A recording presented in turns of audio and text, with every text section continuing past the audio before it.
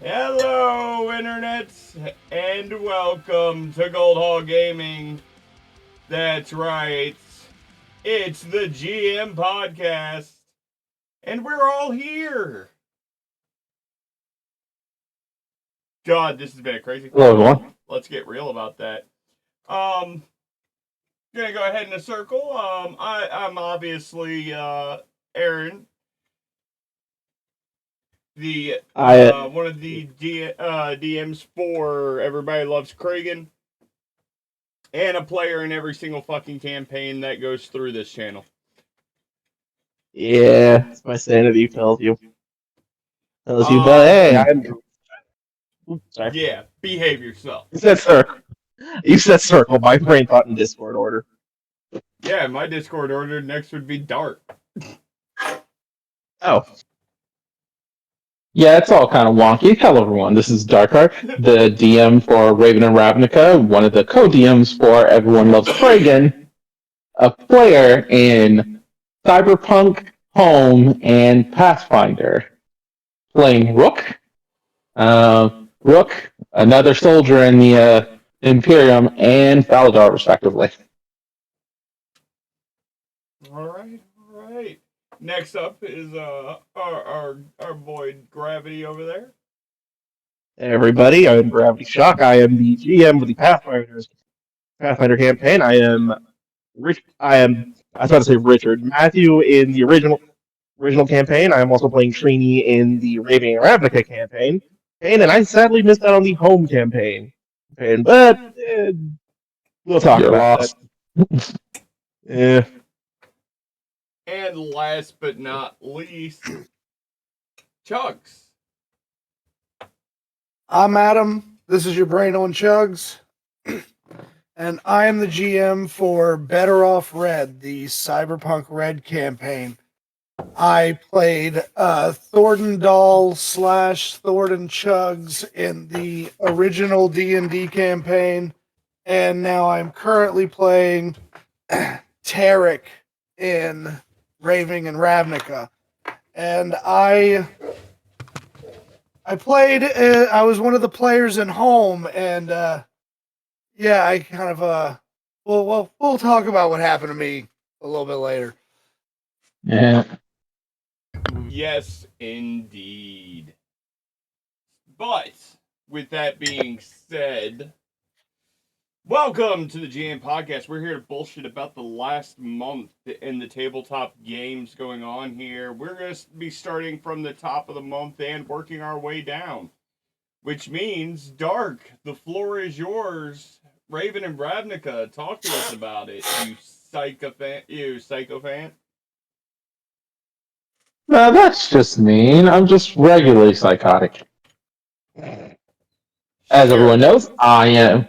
As everyone knows, I am the main DM for Raven and Ravnica, where after some fun in jail or fun in the transport going off to jail, all the players got to do some RPing, have a impromptu court session with a court judge. I didn't think they'd be, meeting. Extortion. Like extortion. You're gonna pay the fines. You're gonna pay the fines or else. Where everyone was treated to a short stint in detention sphere, which is an actual MTG card. Something I'm trying to throw in for most of the game is having references and everything for the players. Some spooky visions. Trini having And a panic attack. it's gonna get worse. Letting you know that. I already know. Uh, and after being let go, finding out they have a massive fine, court fees and everything, that under inspection from Aaron had to be paid back in full by all parties. And if that wasn't bad enough, was it a Grand Inquisitor No, it was a Justicar. Meets up with them for something. The players haven't found out yet. It's gonna be interesting. But yeah, the last session we had was pretty fun. I thought I was gonna do more heavy like court shenanigans, like really just bog y'all down with legal procedures and everything like that, but I didn't want it to get too far. I think the more those legal proceedings went on, the more trouble Gertie would have gotten everybody into. Yeah, 100%. that's correct. That's correct. Like I'm the wild magic sorcerer, and I feel that I am still not the most chaotic member of this group. Surprisingly. I know, right? Who is? Gertie. Gertie, easily. Are we sure? Yes. Like, pretty confident in that, yes, actually. Hey, Trini, hold my beer. Takes it confused. Nothing you've done has been as chaotic as Gertie. Sid going to make the next session very chaotic, yes. Immediately, wait, that's the wrong person. You're not a part of it.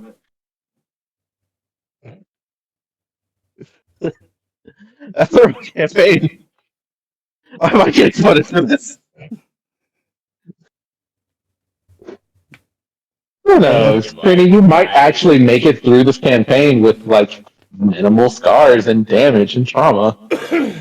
It says the first fight. The first fight was on with my future in the combat. That's pretty fun. A little unexpected. Didn't realize you were going to get stuck like that. But hey. Yeah, I have no spoiler warning. The caster has low strength. Yeah, but at least you made a new friend. He's has such an explosive personality. But I think that, like, honestly, for me, the most entertaining part of the last session was like all the dialogue going on in the back of that paddy wagon. It almost felt like we were like in a fantasy version of like a Tarantino flick. Yeah, a little bit. Look, just without all the guildless will be fine. Y'all just stick with me. I got you back.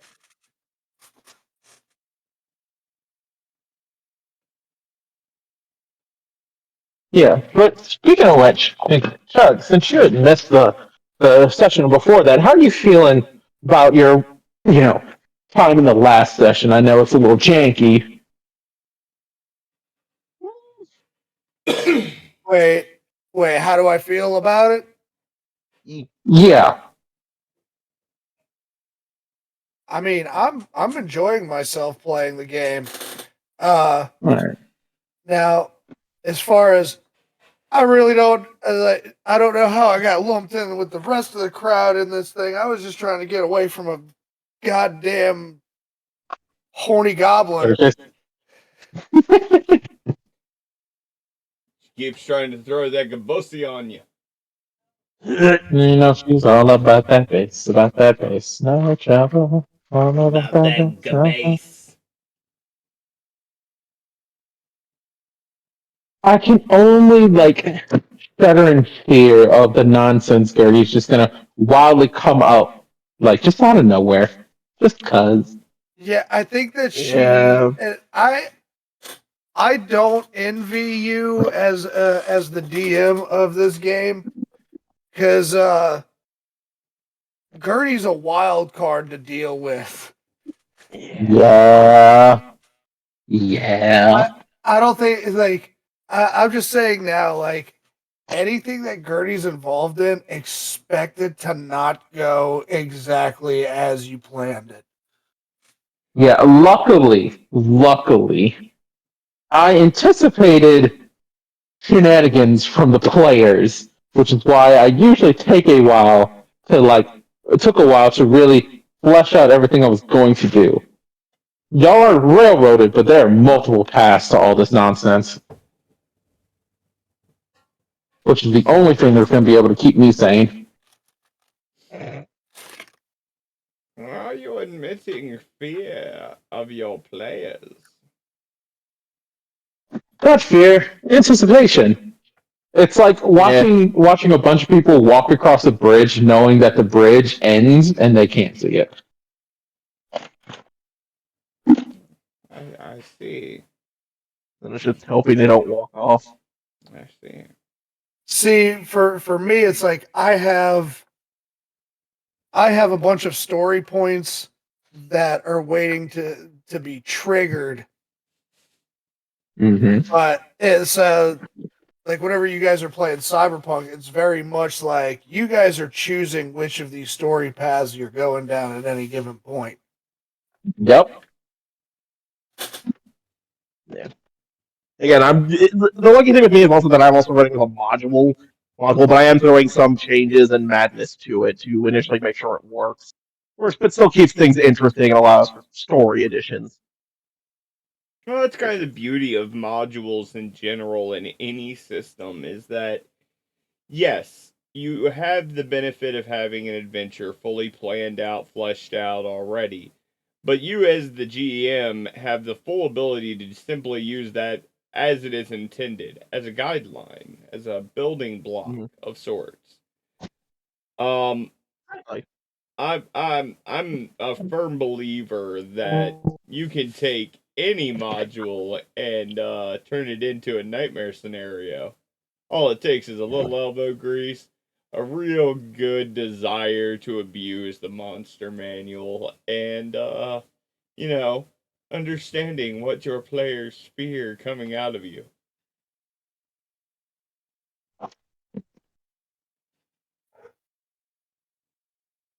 Displacer Beast, anyone? Yeah. Yeah. While it's still on me, is anyone looking forward to the next game? Anything y'all are, expecting? I'm definitely wondering what the task is going to be and what we're going to have to deal with, and how are certain guild members going to get suddenly very angry about it. See, I'm just ready to play again because Tarek is a different kind of character for me. He's very much like a sarcastic asshole. So the way that he reacts to a lot of these situations is fun to play out. That was what I liked about last session was especially the interplay between Tarek and Aaron. Yeah.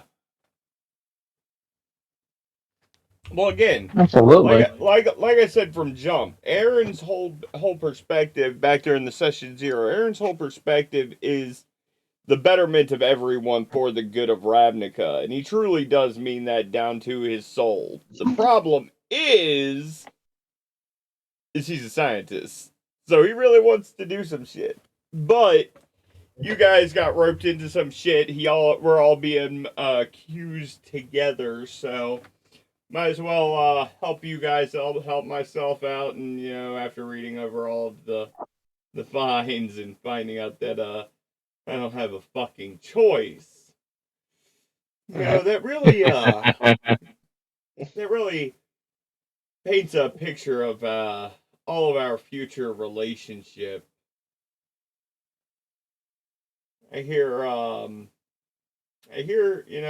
Dominari is nice this time of year. Oh God, no. We need money quick.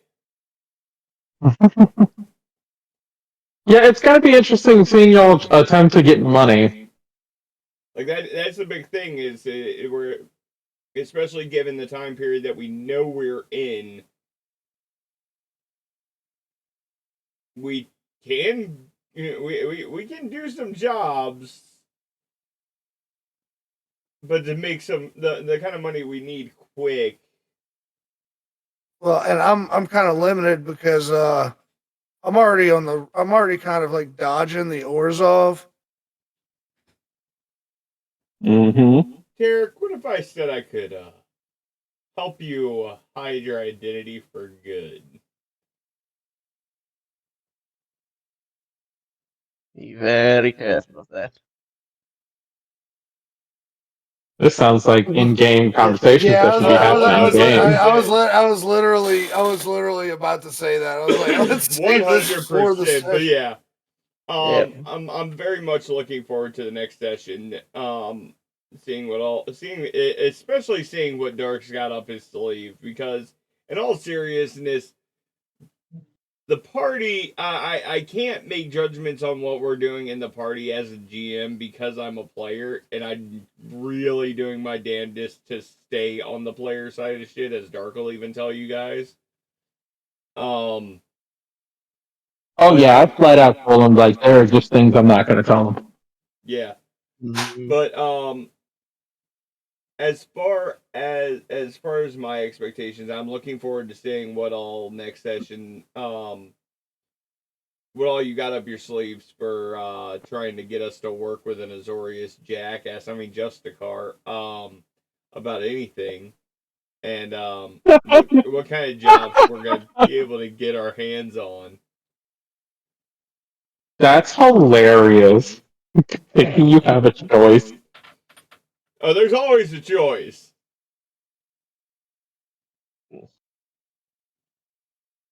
Anyway, since things going horrifyingly wrong. Nope. He's correct. There's always a choice. Nope. What a choice. Running back to the Simic with my tail between my legs is the choice. Fuck your Justicar ass. I just won't leave the guild hall. And like of course, there's the whole find the others. Yeah. You know the Yeah. visions. The thing I think that got glossed over last session by everybody, and because of what happened with everything, the pacing of everything, we didn't really have a chance to, and we still really haven't had a chance to yet. But the visions. It's curious. It's curious. Absolutely. Oh, Yeah. by the way, I hope people don't mind that I have cinematic basically turned on. That's fine.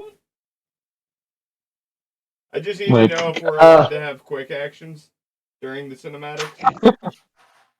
There'll be times I'll let you know if there's something in between you want to do. Can I hit triangle to block? Hold on. So, for anyone listening that don't know the concept of cinematics, basically a scene that happens that has to play out so that it has important information or context that the players need to know without someone interrupting it with random rolls, random spells, random questions. Yeah. Completely fine with it.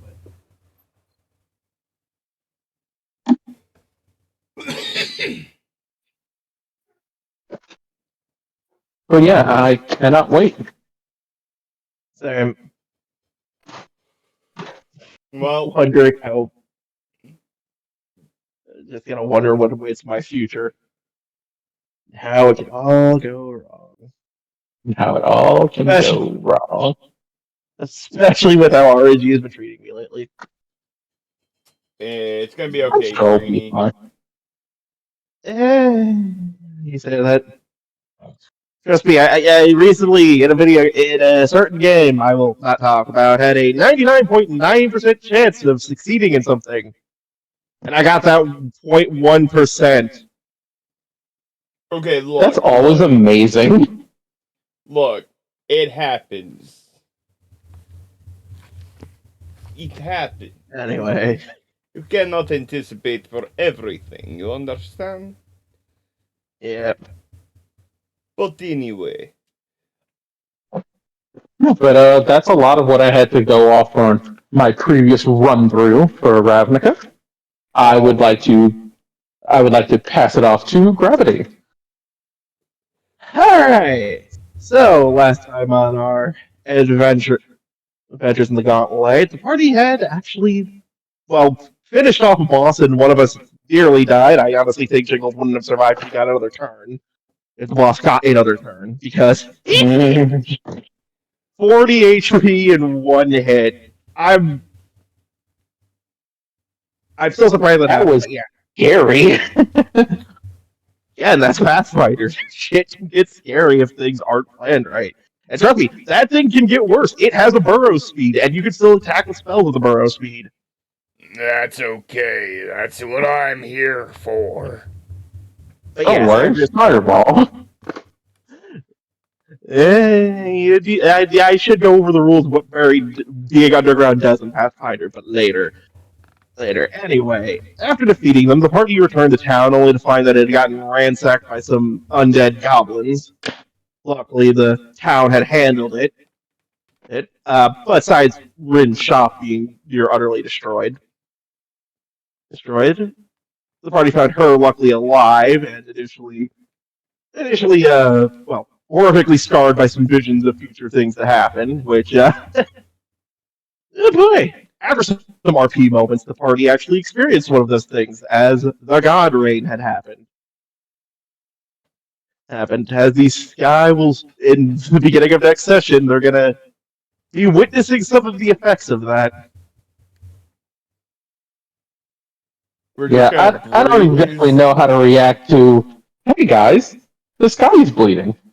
Yeah, right. Yeah. We're gonna actually backpedal here. We're just gonna breeze over the Sid trying to burn down Rin's shop and build a new one. I wasn't gonna gloss that over, asshole. Yeah. Look, I get what his idea was, and it was a good idea. It was a nice thing. Problem is, you also live in a town where most of the buildings are wood, and as much as you can control water, fire spreads quickly. Especially with all the decay around currently. But Yeah, I with heard the word Bagman- good idea in that sentence, and I would like to respectfully disagree. It's not like he was trying to do it by himself. He had the Bagman there. Two kineticists working together on it. Toads would have worked. Yeah, the mono element one and the multi element one. Oh god. Yeah, he only has metal. Oh god. You didn't. I thought I brought that up. He only knows how to use metal. Yeah, Metal yeah. control. Sid did not know that. Sid should probably never know that. Yeah. Sid will lose a fuckload of respect for the Bagman on that one. There is an RP reason he only focuses on metal, but we'll deal with that if it ever does come up. But yeah. So Rin is currently out of it because of horrific visions of the future. The sky is going to start bleeding next session, and well, the party still has a bit more of the dungeon to complete, but honestly, they're probably going to clear through it pretty quickly next session. If we go back next session. Oh, we're going back next session. Yeah, because there are other things like Atris is big trying to dive into lore stuff, so who knows? Next session was interesting, and dear God, am I waiting to see what other madness we can drop in.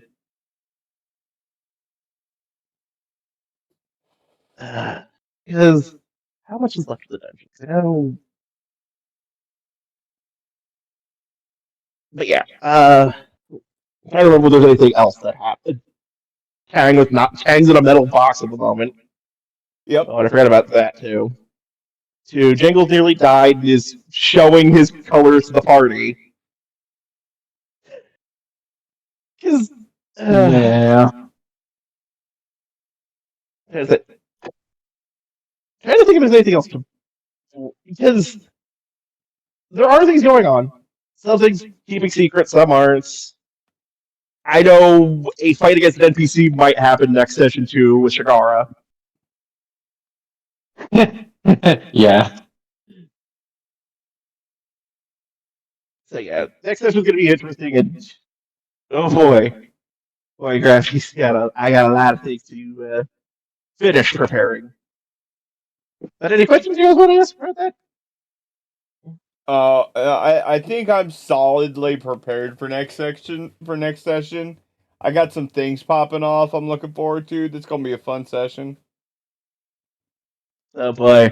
I even have an idea that you're gonna absolutely fucking hate that you won't even be able to argue with. What geneticist nightmare stuff do I have to deal with next session? I love that you assume it's a kineticist nightmare problem and not something entirely different. Because it's always geneticist. I will honestly say this has nothing to do with the kineticist bullshit. Just gonna press X for doubt here, but we'll see. But no, I'm looking forward to it. I really am. Sid's got a few things that are going off. Antris got some shit going off. We're gonna get back in that dungeon. We're gonna clean the fuck up. We're gonna find the man. We're gonna get Valadar more secrets. Sid's gonna eat Shigara. Jingles is gonna be restored to a completely healed soul. And we're gonna be the heroes of the land before going on to our next nightmare. Yeah, because that's gonna be fun. Nightmare. Cool, we got away with it. Well, you assume it's gonna be nightmares. Yeah. Hey, I will be right back, y'all. Oh, Sorry, I'll be right back. it's all good. It's all Yeah, it's good. I don't think I now- would just but I gotta answer questions or things mechanically. Now I do have a couple of questions specifically for you, Gravity. I'm listening. And these are concerning things that are up and coming in Pathfinder. So as we've continued the campaign, we have obviously consistently included new material after new material update. So much so that Antris Correct. has literally had like 6 reworks in the last 6 months. Sid's had, surprisingly enough, yes, Chris has actually been the most reworked character.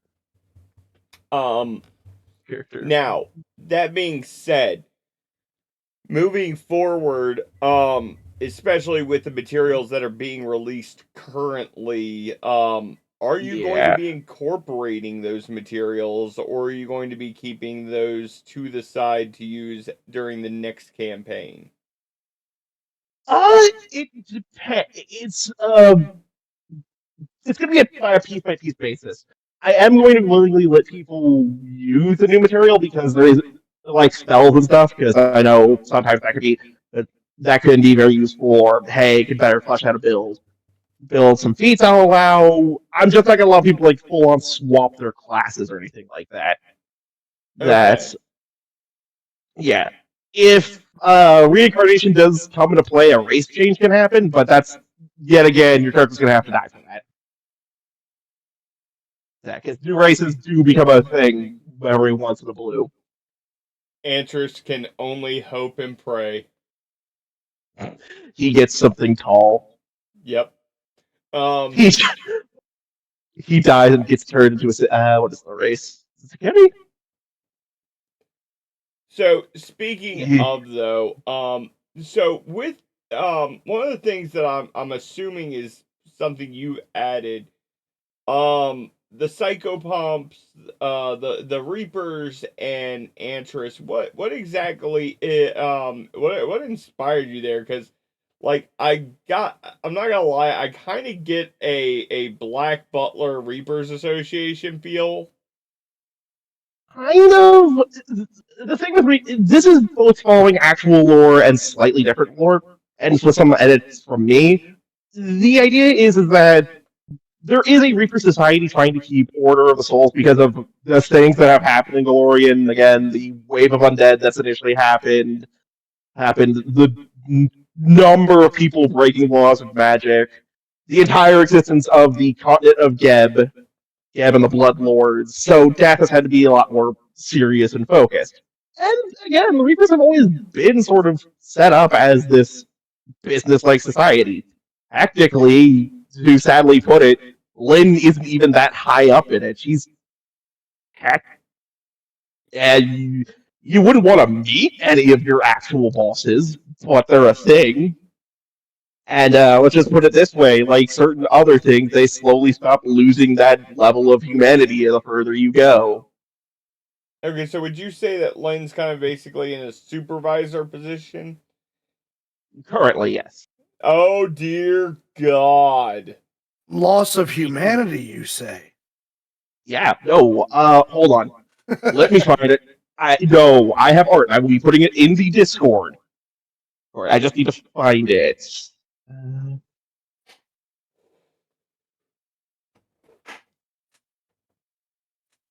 No, I was making a cyber psycho joke. Yep. Should have realized my mistake. Well, see, the reason I ask is because, and knowing that especially leads to a couple of other thoughts that I'm gonna have to think on for Antris storyline wise, because as a Duskwalker and trying to become a psychopomp, this means that over time Antris should slowly become, to a certain degree, cold and uncaring. No. Actually, no. Yeah, surprisingly enough, psychopomps can still feel and care for many of the souls that initially exist. They are the most neutral of the spiritual beings compared to demons, devils, azadas, and the like. But they don't lose their emotions. They do feel bad for souls. It's only when you're a truly corrupt and evil bastard that they don't care. Okay. Because yeah, so Andrews isn't going to be losing. It's more of how he will react to becoming this, because he is going to be losing bits and pieces of himself the higher and higher rank he gets. If he can reach those ranks. The Well, problem is you're still a psychopomp at the moment. Considering what's about to happen in the next campaign, he probably never will. Yeah. Oh, there's always a chance. But I know this is a thing. Where did it go? but as a GM, what are you looking forward to coming up? Not even doesn't even have to be about next session, but as far as the campaign goes, are we getting closer to what you view as one of your highlight key moments of the campaign? Honestly, I've got a lot of moments already, but as we build, yeah, there's a lot I'm waiting for. Honestly, I do want to. One of the big ones is I do want to see how Sid's going to handle the final battle of the camp of this module. Again, with how he's been acting and how he's been going through and how all the other characters are, I want to see how he acts meeting the big bad of this, the true manipulator of events and everything. Oh, you mean the sack Taking of how- shit that's been destroying monsters for like their own twisted ends? Yeah. Not like that as well as you think. honestly, kinda. I already expected to go bad. It's more, well, bad in the sense for them, good in the sense for Sid. Right. Sid, because yet again, Sid has been throwing me some curveballs, and not in the bad way. Yeah. Sit. Like that's one thing I do have to say, and I'm enjoying Sid being our mascot and fleshing him out across multiple systems now. I do want to make that clear. It is fun for me. I like how in Pathfinder, Sid kind of does have a hero's sort of air to him. Like he is 100% about supporting and helping the downtrodden and the weak.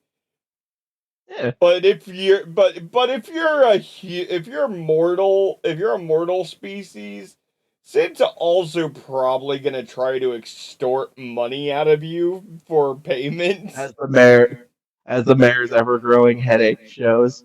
Yeah, like it, and with Antris you have, and let's be very clear about this, you have a pure starting off you had a pure racist. This is a Knoll who is trapped in the body of a Duskwalker tied to a kobold, being forced to do as the kobold says.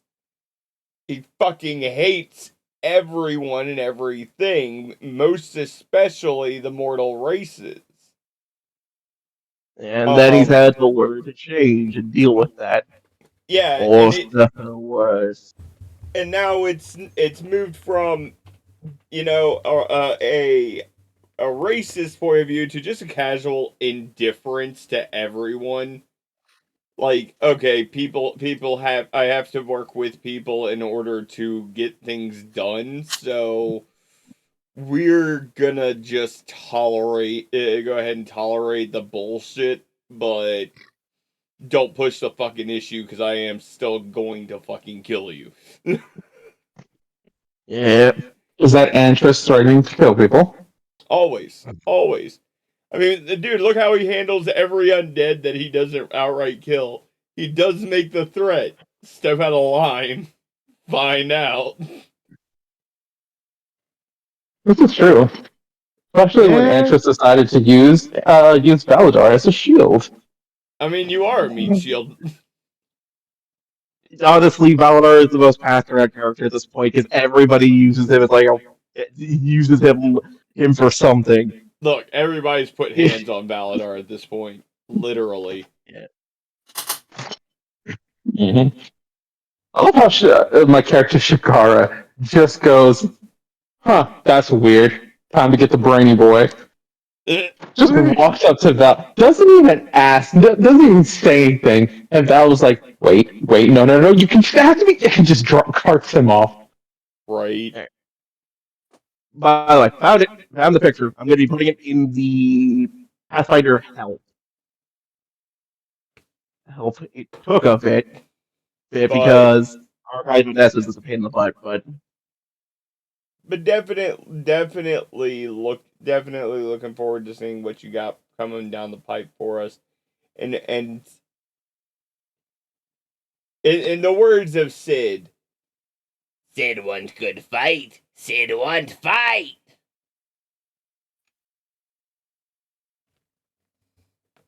Sid's gonna drink the bloody rain, and assuming it will make him a god, or more so than he already is.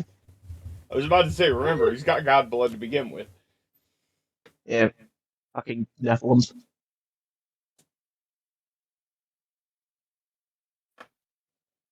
But yeah.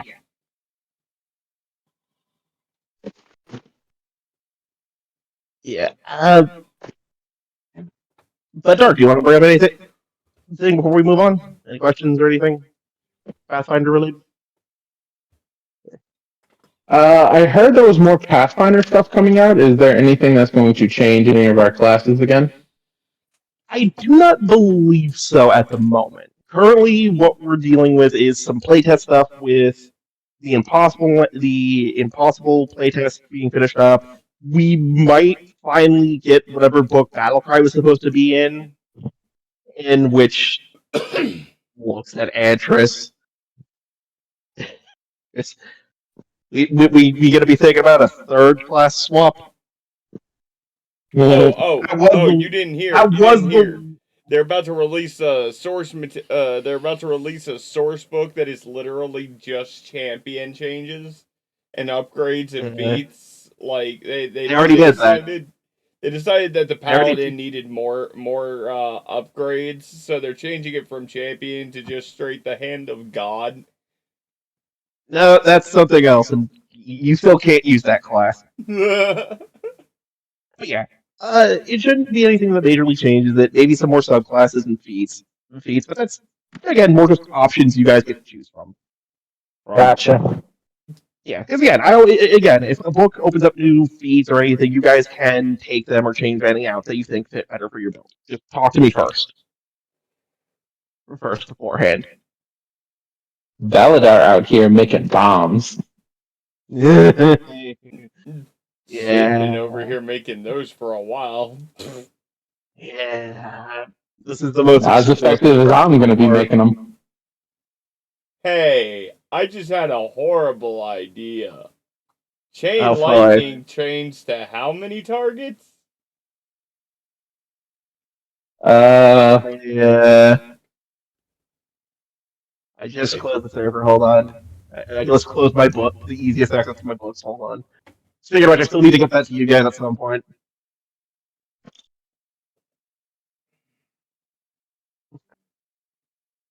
If I throw a whole bunch of my boxes out there and you just chain lightning the boxes, wouldn't that do the same thing as if they were in my field?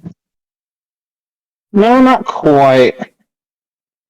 The thing about Tesla coils is oh, why does it say that? Why is the wording specifically that? That's what I'm saying, because the thing is, the boxes are already bombs. They just need the electrical charge to explode.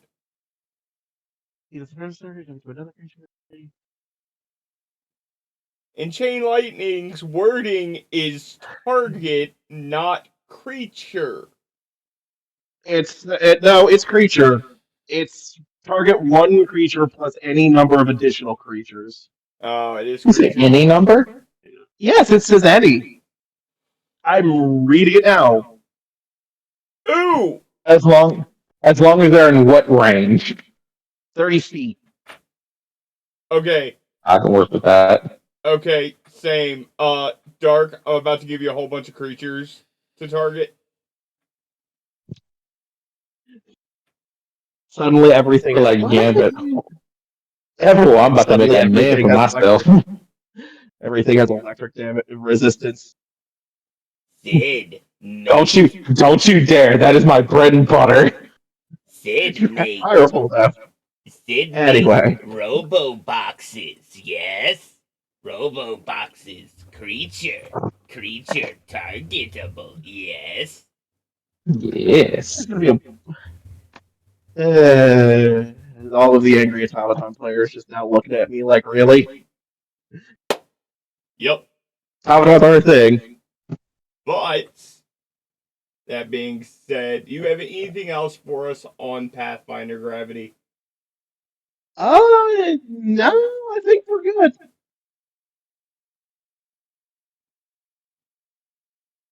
Yeah, so we can move on. Alright, in that case, Chugs, it's time If to you're still take here. us out of the fantasy era and into a cyberpunk dystopia, sir. I'll take us back to the dark future. All right. I've never left. That's Gravity's I entire felt that in my soul, Gravity. I felt that in my soul. That is this man's entire Yeah. vibe. so yeah, this last session we saw Jackie torturing some Maelstrom guys to get intel on a group call. Yeah. Hot. On a damn group call. Bobby, I told you to put press to talk. We saw Fox run into an old friend at the night market. The whole crew got a new mission from Kay. Now she needs dirt on the entire board of executives for her company.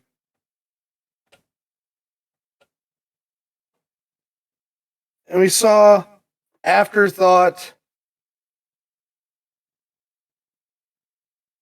finally take down the rogue AI. But when he got out, he's still seeing his dead lover talking to him.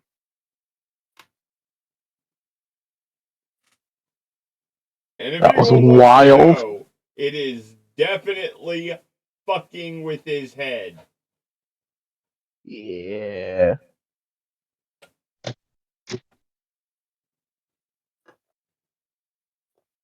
Is it fucking with his head, or is his head fucking with him? God Probably both. only knows at this point. Yes, the DM does know. But the thing is, this last session, for the most part, was a lot of downtime and dialogue for most of the crew, except for Afterthought. There was still combat going on there, which I gotta say, I loved the moment of shock whenever. Well, what did you call him? Butterfingers? Yep, that motherfucker. Hold on. I gotta talk about that for a minute. I love how I said I wanted that motherfucker to die. And the moment he dies, for some fucking reason, I'm like, hold up, wait, what? Mother.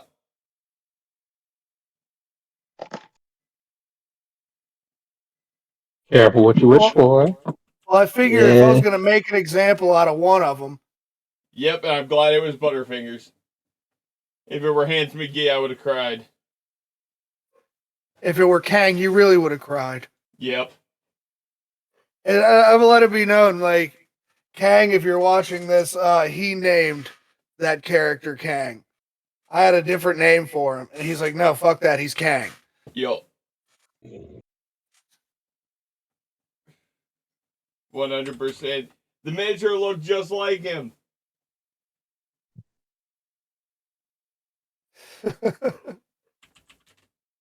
I mean, I see. But yeah, we also had some more antics from the Ocean Group Starvation Squad. Jesus Christ.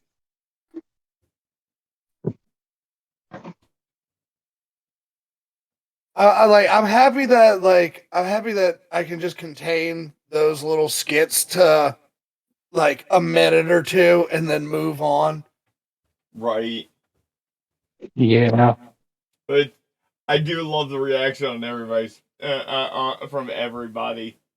It's gold.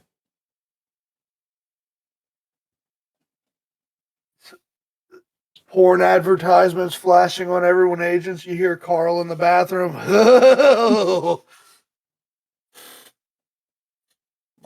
Jesus Christ. I was minding my own motherfucking business, bitch. Who the fuck you gonna be trying to contact here, bitch?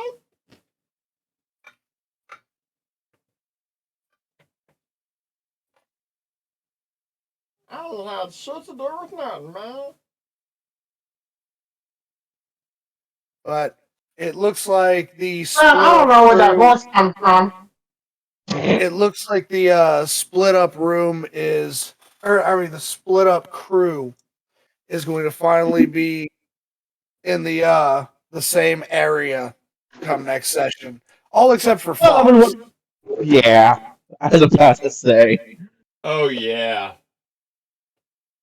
Definitely looking forward to catching up.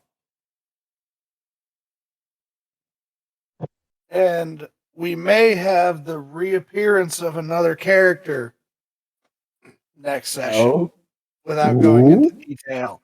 Yes, we may indeed have a guest star in the month of January.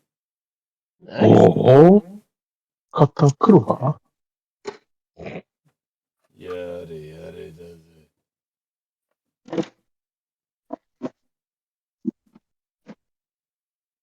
Ho ho!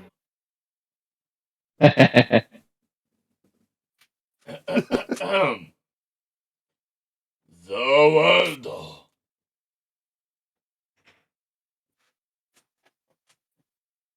Oh, shit. But Anyway, but yeah. So Oh. did everybody I enjoy would like. themselves last session? Oh Oh, yeah, yeah. absolutely. Fantastic. honestly, was still surprised how that went because again, I was expecting an ass beating and didn't get one. I Oh know it's no, coming. no. Oh no. Well, I mean, uh, at this point, it seems more like Mikhail wants vengeance on the one responsible for the entire situation playing out the way it did. Wait Yeah. a minute. I don't like the implications there. What? The yet part or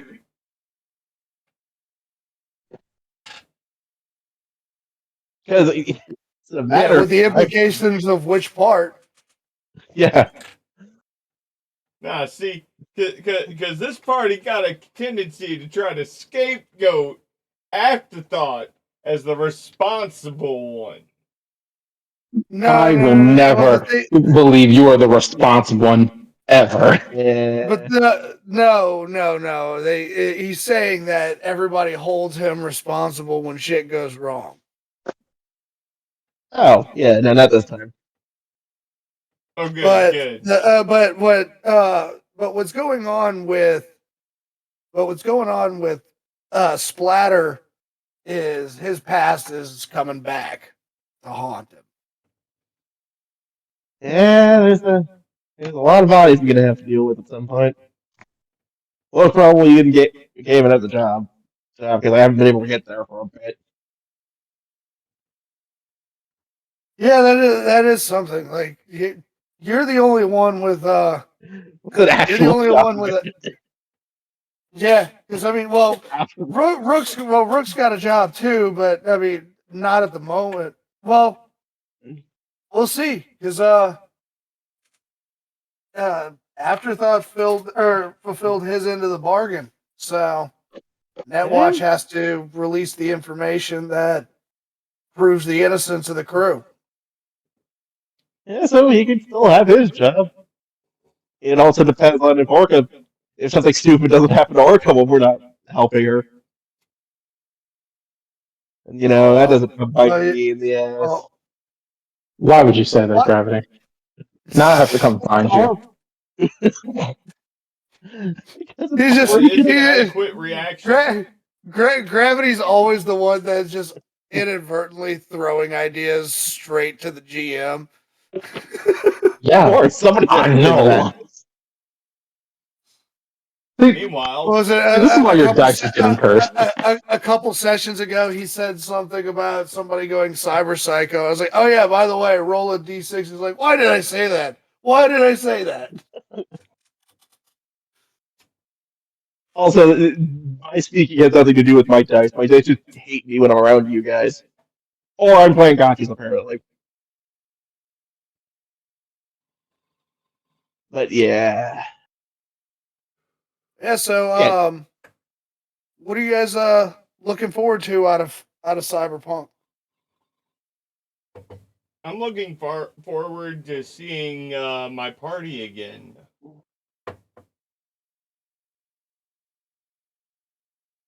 I'm now very worried about that, but Yeah, that sounded very ominous. I wonder why. I mean, he was just told by right. that the building blew up. But I mean, Crash said it was Maelstrom.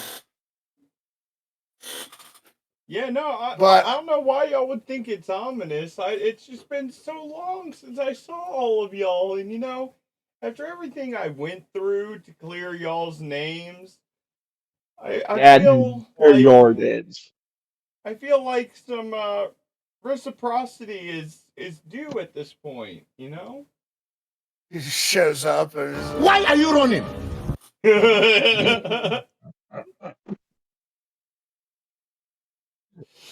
Yep.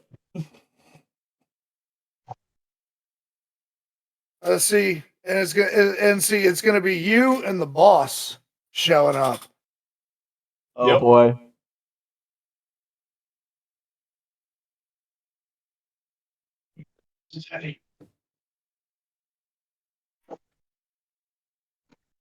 Yeah, so anyone else got anything that they're looking forward to?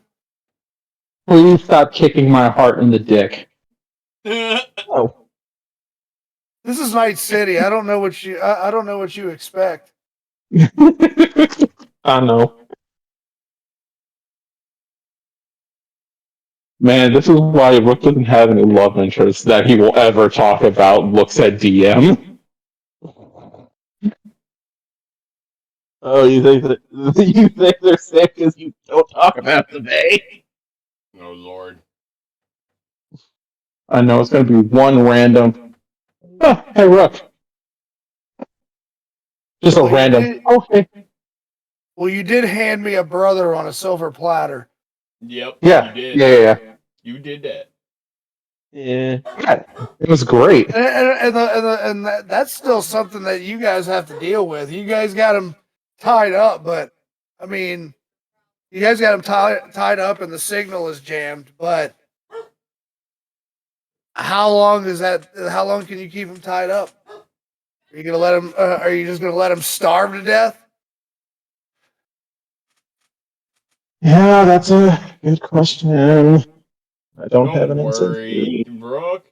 Your old buddy Afterthought has got an idea on how to fix your brother right Well, see, up. Afterthought doesn't even know that Kai and Slither are the same person. Yeah. Yep. I got something to fix old Slither right up.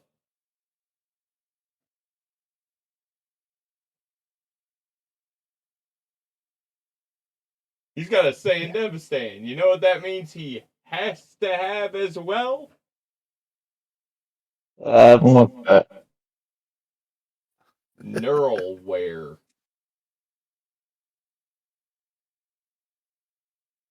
I'm going to save my reaction for the game. Oh God. Yeah. I love how Rook has now become a loose cannon, ready to fuck up anyone who dares infringe on his brother. And yeah, and that's the thing. I really think that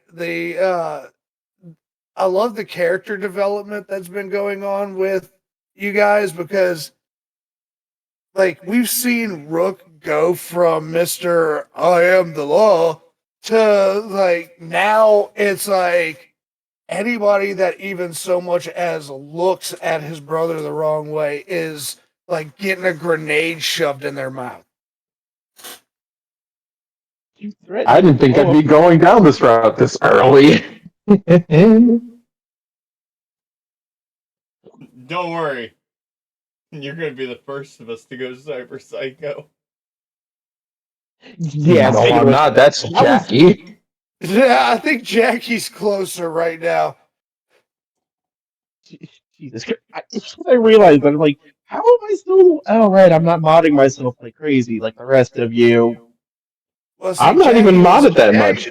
No, see, like if you well, yeah, you were there for the story point last time. The reveal that Jackie was like his entire torso and arms were fucking replaced, and he's basically a half Borg. But all of that was against his will. So now you understand a little bit more about why he's so unstable and why like Maelstrom just kind of sends him into a blind rage. It is going to be a good next session. Yes. Oh, they. Oh. Now, that being said, Chug, we have been playing Cyberpunk now for a good minute. A year. Let me ask you an honest question here. Now that you've been a DM for a good long minute, how do you feel you've grown since starting this journey?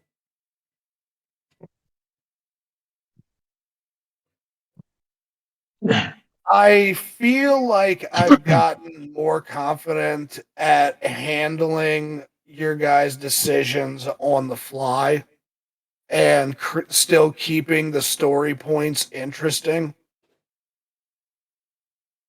Because I'll be honest, if you look behind the DM the DM shield, there's nothing there most of the time.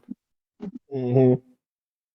Like a lot of times, like it's early on. I was trying to force story points, I guess, whereas now I feel like you guys are gonna get there on your own. Like it's you guys already. I just follow your characters and I can insert things where they need to be. Like the like the whole reveal that Slither was actually Rook's brother. That idea was not something that I started this campaign with. That idea came about maybe 2 sessions before I actually revealed it. And I wasn't like, and I was playing around with that idea, and I thought it would be a long while before I would throw that one out there. But Splatter kind of gave me the the best possible way to trigger it right there. You lit his clothes Yeah. on fire, so like when he rips off his like his clothes and his hat and his mask, like the reveal right there, that was it was perfect.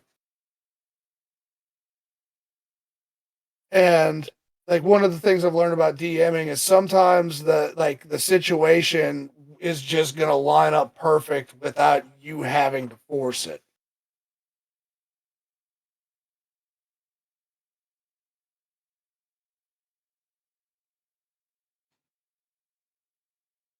Very true. Yeah, yeah. Very true.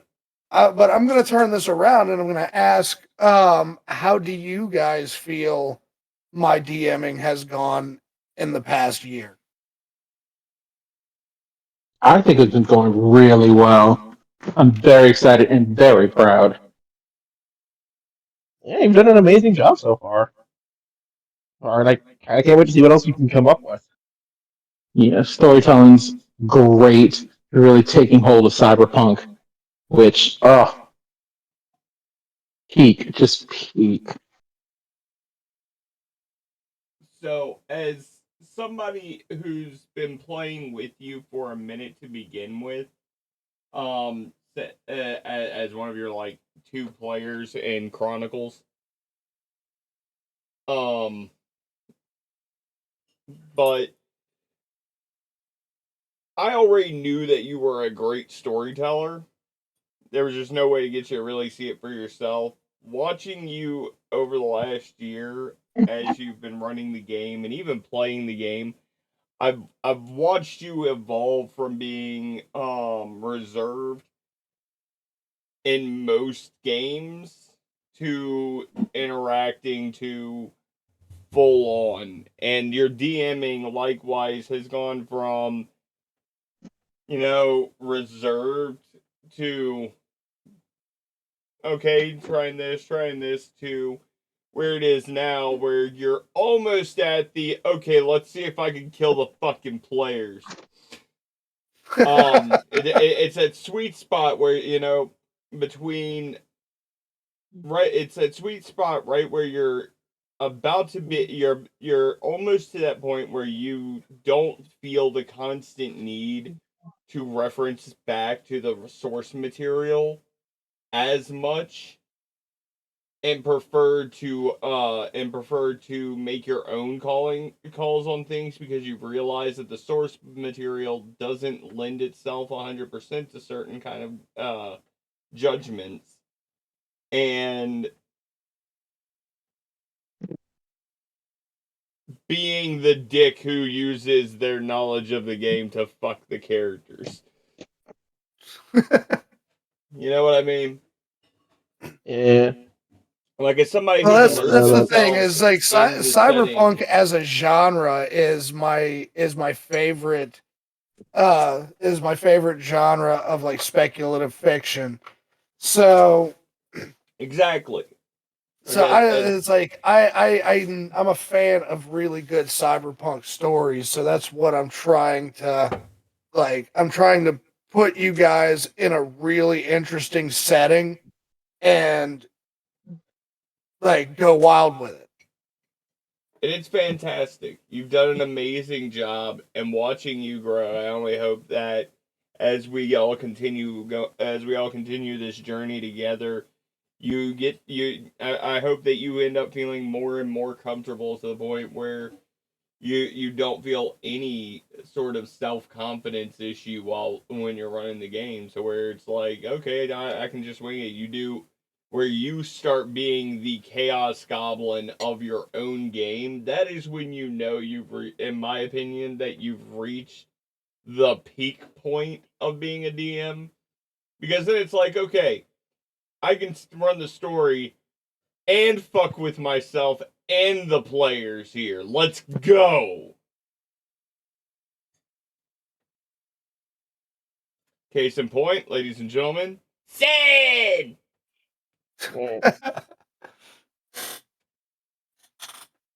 but no, you've gotten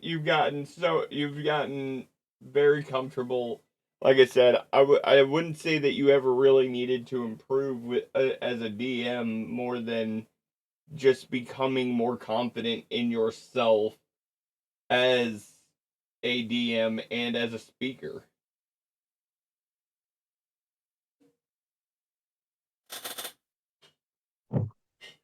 Well, I'm definitely feeling a lot more comfortable with it as time goes on. And like you said, yeah, I don't feel the need to have to reference the source material as much. But speaking of source material, I am excited for like it doesn't look like it doesn't look like Better Off Red is going to end anytime soon because we've still got a lot to deal with. But I am excited for in the long run us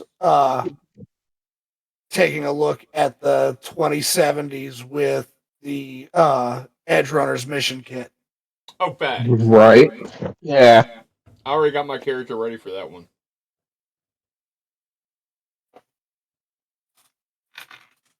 Y'all know me. I'm playing the mage again.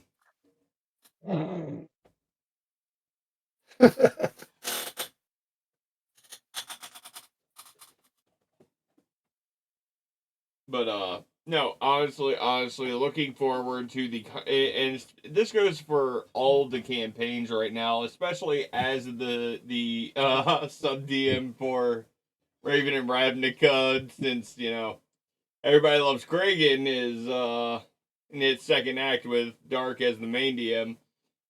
I'm basically the player, the veteran DM at this table right now without a game currently. But that changes this year. Oh yes, that changes. Which I suppose is a good point to ask. Chugs, you got anything else you wanted to talk to us about as far as Cyberpunk goes? No, I think we've pretty much covered it. I'm looking forward to the next session. All right, now on to what everybody's been waiting for and thirsting for, like a bunch of ravenous fucking hungry dogs. So Chugs' nation got raped.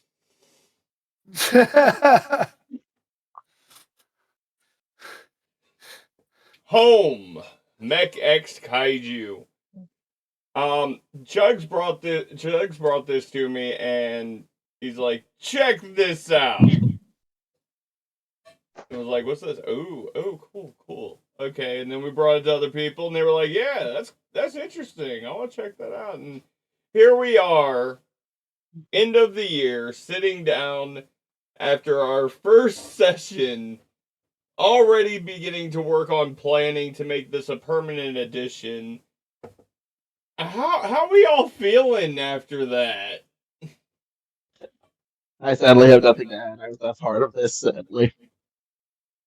It was great. It was fun. Or snap, We made it way harder on ourselves. Yeah, we did kind of play the game on hard mode unintentionally because we misinterpreted the rules. Oh boy. So during the prep, we all went into those preparations with a disadvantage. And for me, that meant that every single preparation roll I made failed. Oh. It was. We knew that we knew that my mech was going to be destroyed.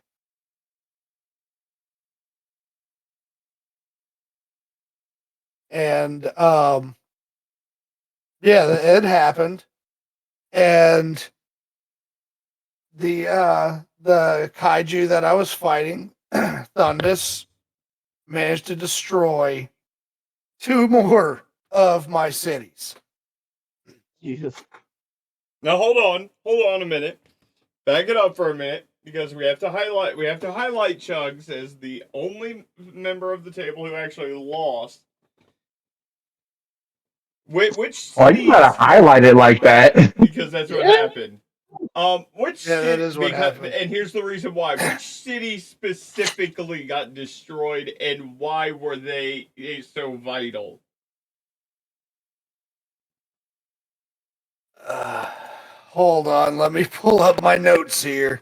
Yeah. Really drive this home for everybody, because this is the way the game works. And no changes, no modification. This is just how the game works, guys, and it's kind of brutal.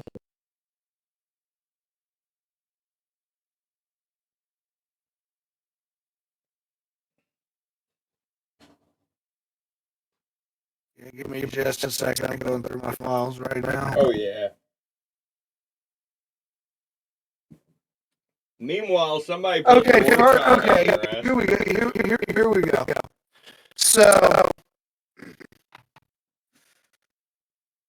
Thundus destroyed Titanfall Bastion, which was the industrial powerhouse of the Valaris Dominion.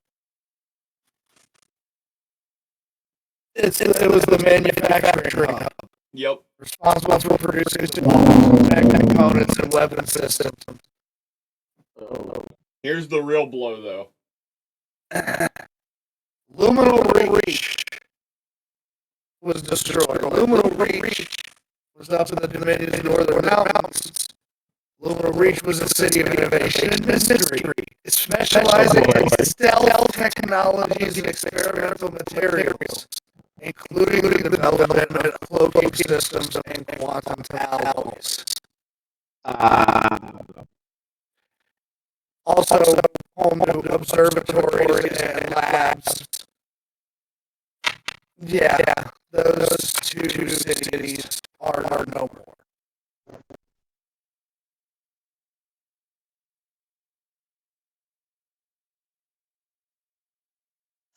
And then, like I said, Dark's over here cannibalizing his own people in the Imperium. You don't know anything about my lore. Hey, that's just what you told us, bro. Like, you put that dude in a Space Marine body cage. Again, no, I didn't. The only thing I took out of Warhammer was literally the name War Child. Yeah. Like you can keep making references to the Space Marines, but that's just it's just not. No. Let Chugs finish, and I'll kind of go into my thoughts about home. Right. But yeah, so my pilot Elias, he just couldn't get anything to work out right, and it's fucked up because it seemed like fate was against him because he was one of the most brilliant engineers in the Valaris Dominion, and because it just seemed like nothing would line up right due to like bureaucratic bullshit between governments. He wasn't able to do the research that he needed. The other engineers didn't understand his work, and so their auxiliary systems that they were designing would not work for his mech. And all of that led into him going in severely underpowered against Thundus, and the mech being destroyed.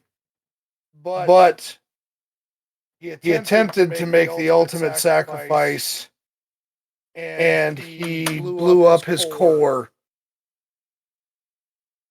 Unfortunately, it did not kill Thundus. Oh God, he survived. Oh no. Which led to the destruction of those two cities.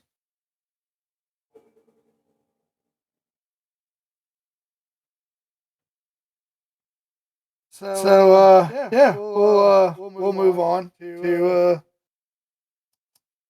I guess next in line since well, I guess we got to talk about it. The next in line was Miguel with the Zathalon Commonwealth. The irony is, I've been sitting here trying to get a hold of Kurtosh to bring him in here for this part. And I can't. But so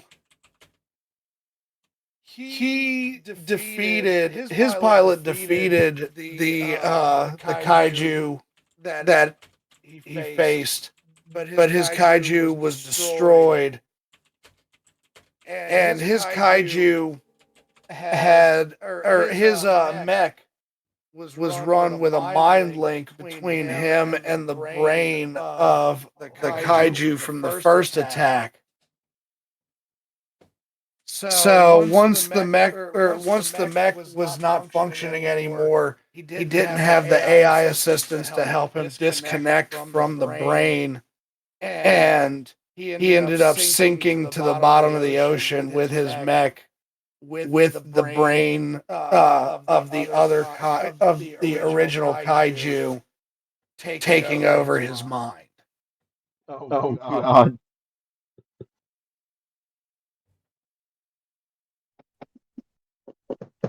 Yes. That's horrifying. Yes. Luther will return. Maybe. Who knows? Who knows? But Luther's sacrifice was successful. No additional cities in the Commonwealth were destroyed.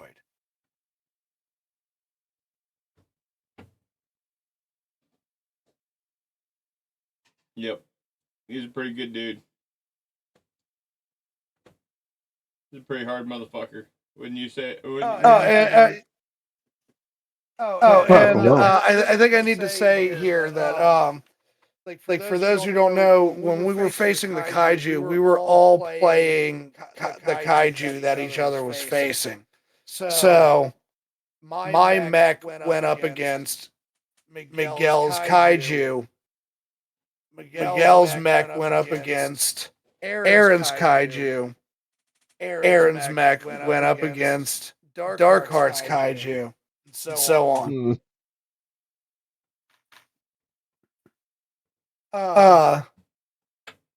So yeah, Thundus was a creation of Miguel.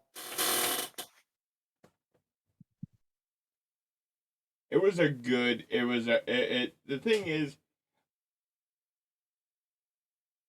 I love how the system lets us design the kaiju so completely. Like, there's a little bit of Yeah. guideline for the mechs, but the kaiju, the only real assistance it gives you in the book even is, here's suggestions for the names, and here's the abilities and types.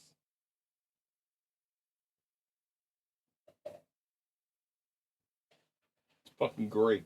Right. It's like 1 to 2 word options, so your imagination can really run wild with it.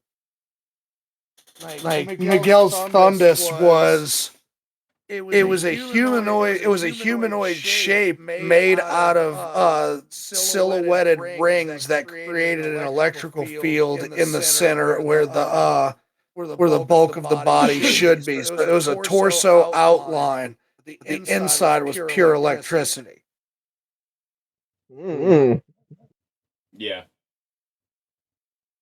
And then I saw twin kaiju, and all I could think is, I saw twin kaiju and commanding, and was like, it's an army. So Miguel ended up going up against number 28, a twin kaiju that started off with a flock of smaller kaiju units with it. And then then 28 attacked on 2 fronts and a pincer. In the end, Miguel had to blow his core. No, he did not blow his core. That's right. No, he destroyed. Basically, the two of you had a beam battle. Yeah. A beam off. Yeah, our beam. They basically had a Kamehameha fight, and it destroyed both of them. It destroyed the kaiju and the whole flock, and it also destroyed the mech, which led to Luther's downfall. Yep. But it was hardcore. It was fun, and that was one of the best parts. The whole combat the combat system for the game is fun as shit, because you get like you said earlier, you're narrating every part of it. You're coming up with the bullshit. You don't have anybody sitting there going, "Hey, you're in this situation. What are you gonna do?" No, it's here's what the fuck is happening during this fight. All right. Right. It's and the thing is, it's like as much as it's PvP, it's also collaborative storytelling. Yes. Because when the roll goes, because it's not like the pilot rolling against the kaiju. It's one dice roll. The person controlling the kaiju is literally designing it and then narrating what happens. It's a single dice roll made by the pilot determines what happens that turn. And so it really is just a collaborative narration. And I feel like everyone understood the assignment with All right. Well, if we're not at the point where either of them is destroyed, you can't narrate like lethal damage. I don't know. Gorechild, I think he tried some shit. I chose something simple. Gorechild was just big. Yeah. I saw Gargantuan, and I'm like, aren't these already kaiju? What does Gargantuan mean Oh, I for got a kaiju? And I'm like, I'm gonna make this dude clip the skybox. Yeah, And I think that's the perfect transition over because Gorechild faced off against the nation of Sid and their mech. The Kobold won. And our pilots, Sid the Terrible, were destroyed in battle. They detonated their core to secure victory against the Kaiju Gorechild.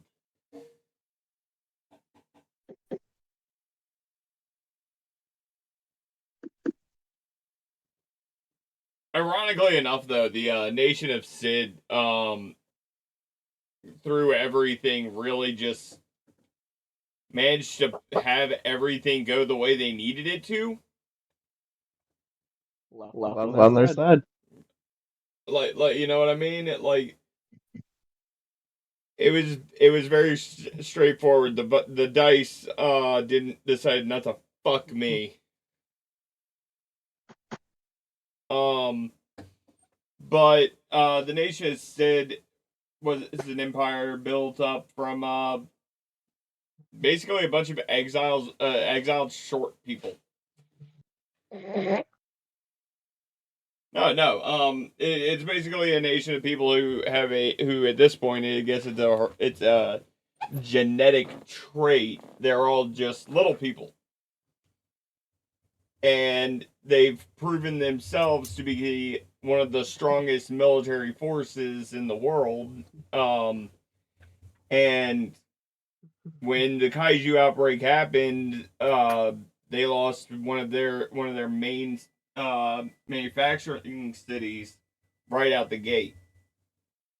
So kind of fucked them up. Then with Gorechild's invasion, they took the opportunity to use the city as a lava pit. This will have secondary repercussions later on that are going to be pretty interesting. Yeah. But when the battle happened, the Kobold 1 went out there, and yeah, the Kobold 1 got its ass whooped. Had no choice, had to detonate the core, but managed to take Gorechild out with the core and stopped from losing everything in that one.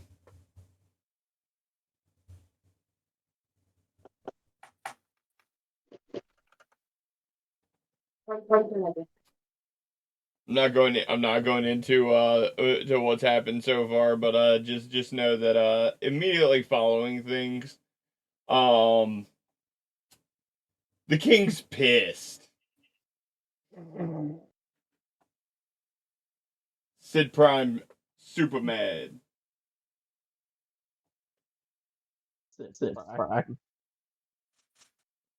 But yeah, no, I'm looking forward to the next front with everyone. To be real about it, you know what I mean? Especially with what you and I were talking about before. Chugs. Yep. But with that being said, after me we had the Imperium. The Valis Imperium. I thought it The was Valis Imperium. Okay. I will give every nation their full name. I couldn't remember if it was Valis or Velis, and I didn't want to misspeak. Well, see, and it's funny because he has Valis and I have Valeris. So Yeah, and that fucked me up on game day.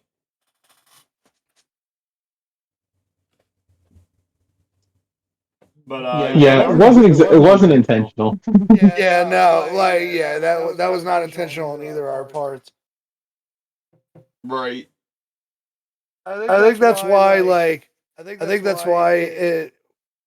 we got comfortable just going with like the Dominion, the Commonwealth, the Nation, the Imperium.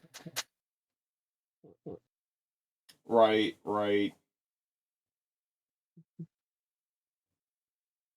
Yeah, but going for the Imperium, the Imperium's like an old.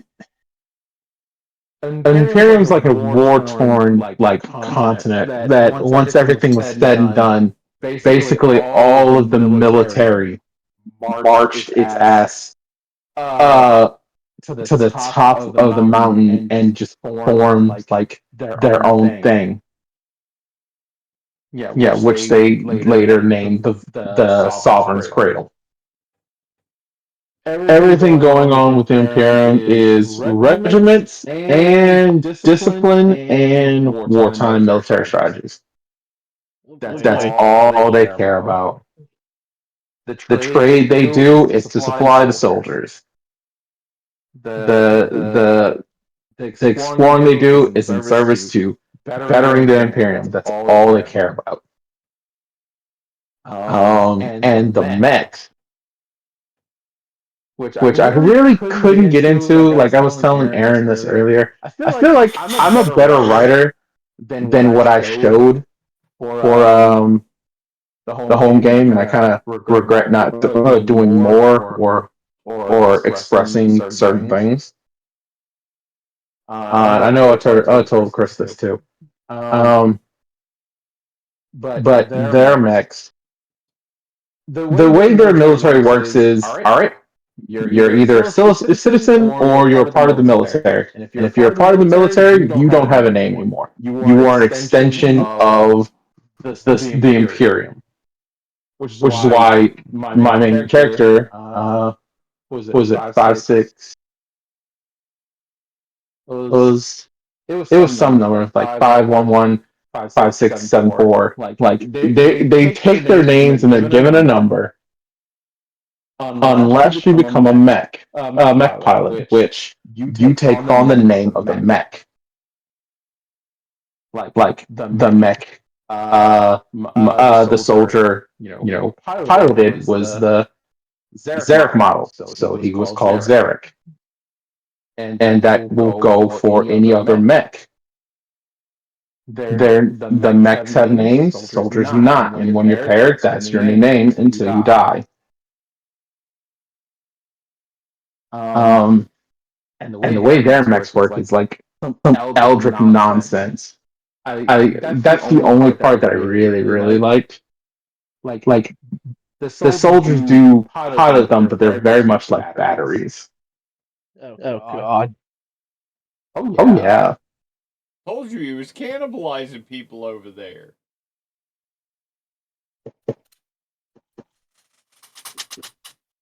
So and I had a hell of a time because I was still trying to figure everything out, and by the time, hold on.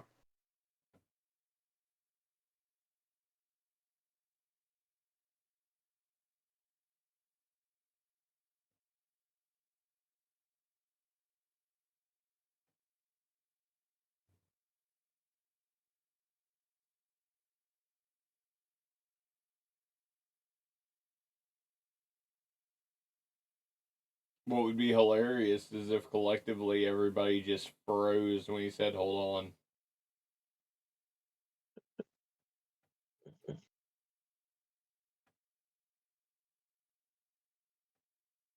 Wait, did we not do that? Okay, I so mean- I'm not the only one who did. I am apparently, however, the first to snap out of it.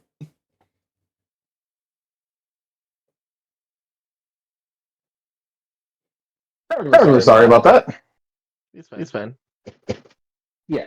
I had a hell of a time figuring out how everything went, and based on my roles with the added difficulty, man, I started the boss fight with two boons and four bane. Yeah, it was. I had- Sure was a I rough had a session. single boon and 4 bane. Yeah, Yeah. it sure was a rough session on those of you over there on that side of the table. Meanwhile, me and Chris doing perfectly fine. The northern two continents had a hell of a time. All us down here in the south, we were perfectly fine with the weather. Which it's what I find funny though is like the way it seems to be divided. That is like the two more scientifically based nations are to the west, and the two warrior nations are to the east. Mm-hmm. Yeah. The Imperium's been locked in warfare with the nation of Sid for generations. But The you Valis got- Imperium but- has ignored the nation of Sid this entire time. Yeah, We've actually, I think that's something. I hundreds of your think. people. Hold on. I think that you two need to get with each other and establish what the lore between your two nations are, because I like just from the gameplay. Just from the gameplay, we've established that the Valaris Dominion and the Zathalon Commonwealth do do negotiations and trades and things like that, and the Valaris Dominion also does that with the Valis Imperium. Now you did get assistance from the Imperium during your kaiju fight, so you guys have to be on some kind of friendly terms. Otherwise, they would have just let your ass have it. Oh, we respect each other's military might. We've slaughtered hundreds of their people, and they've tried to blow us up a couple of times. We'll get with each other. There's a crater in your nation that's just shaped like a cobalt for some reason. Yeah, No one knows where it came from. but we settled our differences. We're on friendly relation terms now. If we need help, we'll help each other out. But them countries to the west, y'all scare us. Y'all smarty pants talking people over there. I couldn't keep it straight anymore. I'm sorry.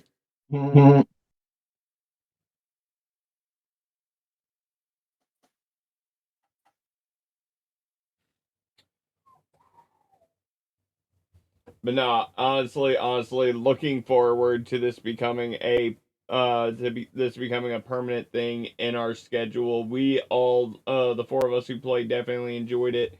We're obviously going to have to expand on it in order to get make it so that more people can play, because the game's really only designed for up to 4 people, which means I think we can stretch it to 6 with all of the with the way that all of the playbooks are laid out. I think we could be ambitious and go to 8. There's enough room.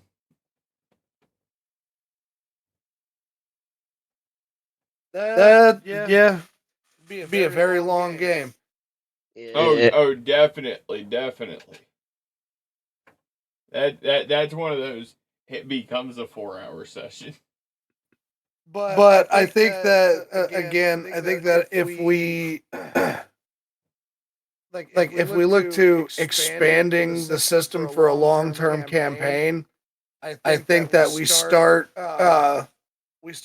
look like each front wouldn't necessarily all take place in a single session anymore. Now we're getting into the nitty-gritty of like, instead of doing everything on the macro, we focus in on the micro, and now we're telling individual character stories. Right. But like we also said, that's all going to be coming after we finish up these 3 fronts with our current game. Because we all looking forward to that.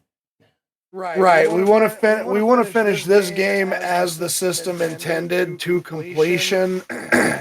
And then from there, we're going to see about what adjustments we have to make to turn it into a long-term thing. Yep. And somebody just throws a Lancer at us. Mm-hmm. But, last but not least, there's been a campaign brewing behind the scenes for a minute. For months, Yep. it has been whispered about. And we are quickly approaching the first session.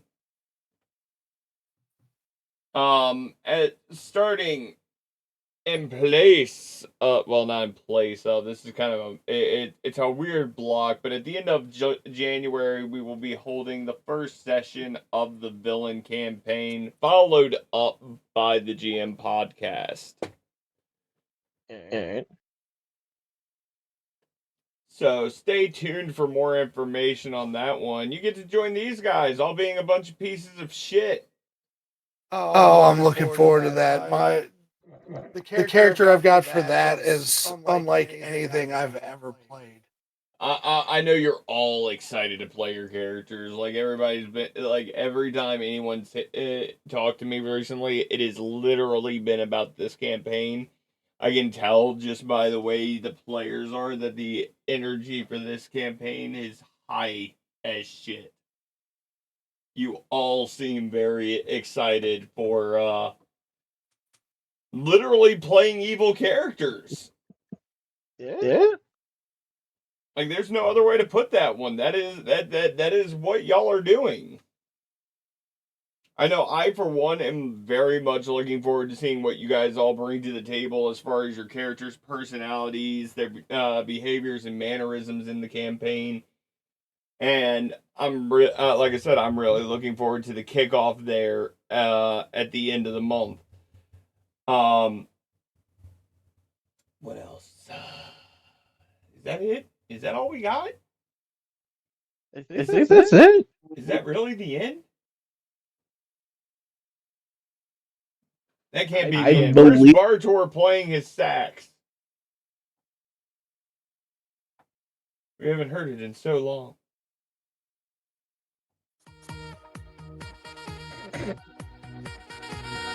Oh, is that the sound of Overlord Bartor?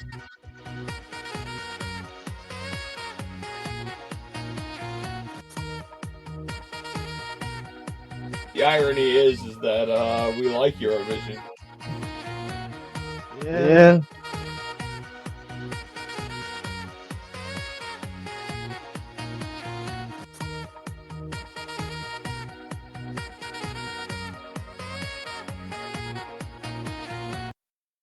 All right. So, on that note, I'm gonna turn things over to the other DMs. If y'all have anything else y'all want to talk about, go ahead. Let the people know what's going on. What to expect from you guys coming up.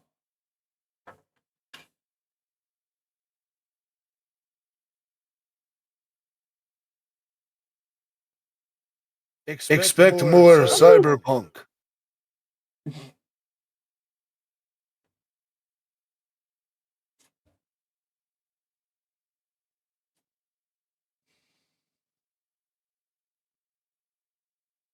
Kind of asked you that, didn't I? Yeah. What's up?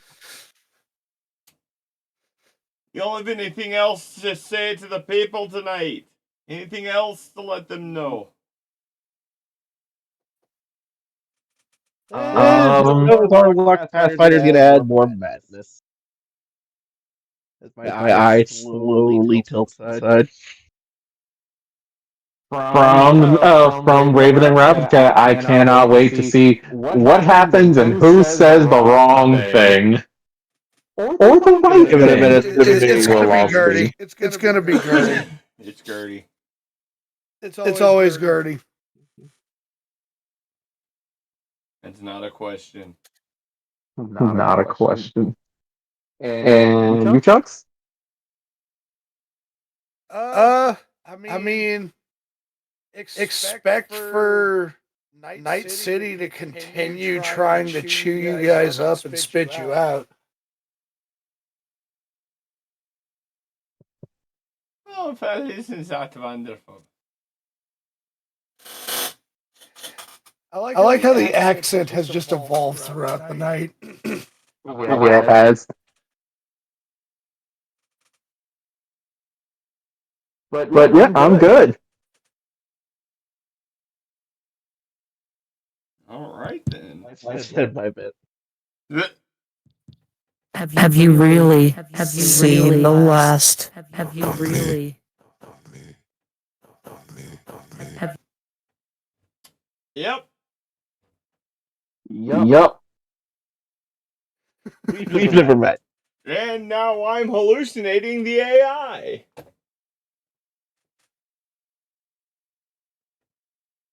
But Who says that that's canon? Right.